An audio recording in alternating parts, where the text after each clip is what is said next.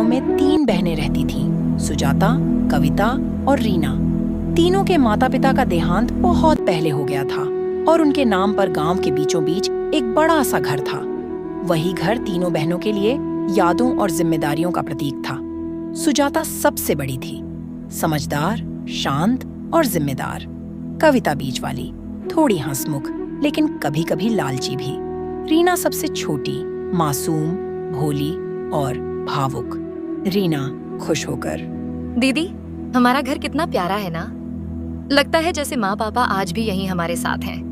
प्यारा तो है रीना, लेकिन इतना बड़ा घर संभालना आसान नहीं। रोज खर्च बढ़ रहा है। कविता, खर्च तो होगा, लेकिन यही घर तो हमारी पहचान है। इसे संभालना हमारी जिम्मेदारी है। दिन बीतते गए। धीरे धीरे बहनों के बीच घर को लेकर अलग अलग विचार पैदा होने लगे। कविता सोचती थी कि घर बहुत बड़ा है और इसे बेचकर छोटा मकान खरीद लिया जाए।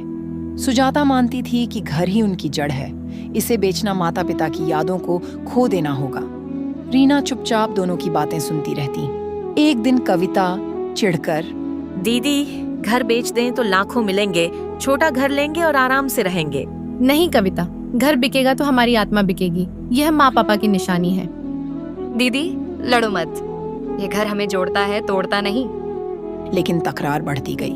गांव में एक लालची जमींदार था, रघुनाथ सेठ। उसे इस घर पर बहुत पहले से नजर थी। जब उसे पता चला कि 3 बहनों में मनमुटाव है तो उसने मौका देखा। रघुनाथ सेठ अपने आदमी से बातें कर रहा है। ये घर तो सोने की खान है। अगर बहनों में झगड़ा बढ़ा दिया जाए तो मैं आसानी से इसे खरीद लूंगा। बस चिंगारी को हवा देनी है। उसने धीरे धीरे कविता को अपने लालच के जाल में फंसाना शुरू किया। रघुनाथ, कविता बेटी, इतना बड़ा घर संभालना मुश्किल है। इसे बेच दो, मैं तुम्हें अच्छा दाम दूंगा और मदद भी करूंगा। कविता सोचते हुए, शायद यही सही है। कविता अब घर बेचने के पक्ष में थी, सुजाता पूरी तरह खिलाफ। रीना बेचैन थी, उसे दोनों की लड़ाई देखकर रोना आता था। कविता अपने इरादे बताती है। कविता, मैं अपना हिस्सा बेच दूंगी। कविता, ये सेठ तुम्हें धोखा दे रहा है। दीदी, मत करो। अगर माँ होती तो वो क्या कहती? क्या वो चाहती कि हम अपना घर किसी और को दे दें?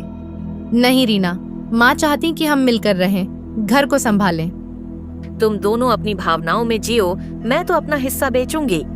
यह सुनकर सुजाता और रीना हैरान रह गईं। कविता ने रघुनाथ सेठ से सौदा पक्का कर लिया। रात में बहनों के बीच तीखी बहस हुई। सुजाता, कविता, तुम्हें समझ नहीं आता? ये सेठ तुम्हें धोखा देगा।